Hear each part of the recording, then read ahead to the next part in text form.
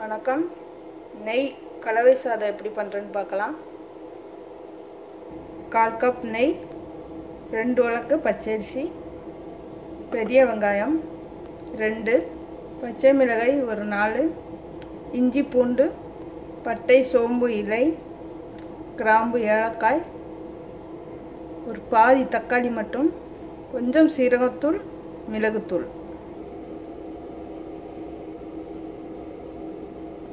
இப்போ இந்த அரிசி தனியாக வேக வச்சுக்கணும். இந்த மாதிரி நல்லா வேக வச்சுட்டு தண்ணி இல்லாமல் வடிகட்டிக்கணும். கொஞ்சம் முந்திரி திராட்சை இதில் ஒரு பாத்திரம் வச்சுட்டு நெய் விட்டுக்கலாம்.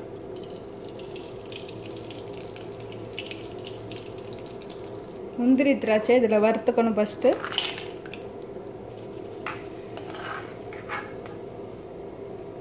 பட்டை சோம்பு, பச்சை மிளகாய்,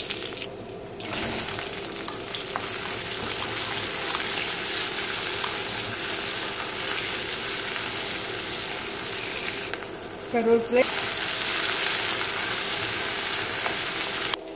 இஞ்சி பூண்டு இந்த மாதிரி நல்லா நச்சுக்கணும். வெங்காயம் நல்லா வதங்கணும்.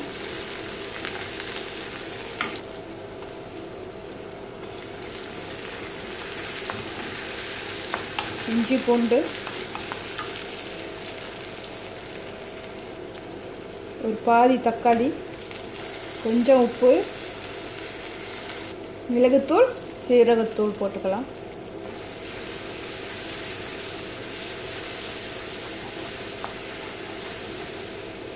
இப்போ சாதத்துக்கு மசாலாவுக்கு தேவையான அளவு உப்பு சேர்த்துக்கலாம்.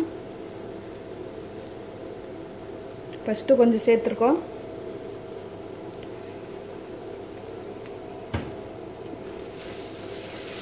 ஃபஸ்ட்டு இந்த தக்காளி சீக்கிரம் வதங்குறதுக்காக சேர்த்தோம். இப்போ இதில் கொஞ்சமாக தண்ணி ஊற்றி கொதிக்கும். ஒரு 1/4 கப் தண்ணி போதும்.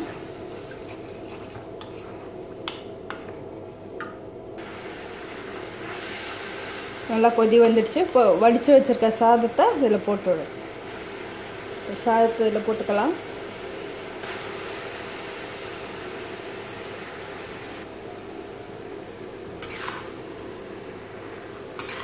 நல்லா கலந்து விடணும்.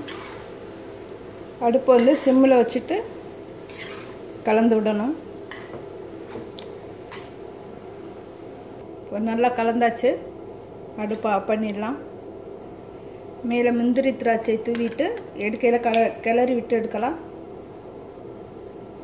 அங்கங்கே நெய் ட்ராப்பு கொஞ்சம் விட்டுக்கலாம். நெய் கலவை சாதம் ரெடி ஆகிடுச்சு.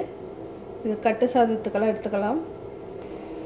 நெய் கலவை சாதம் ரெடி ஆகிடுச்சு. இப்போ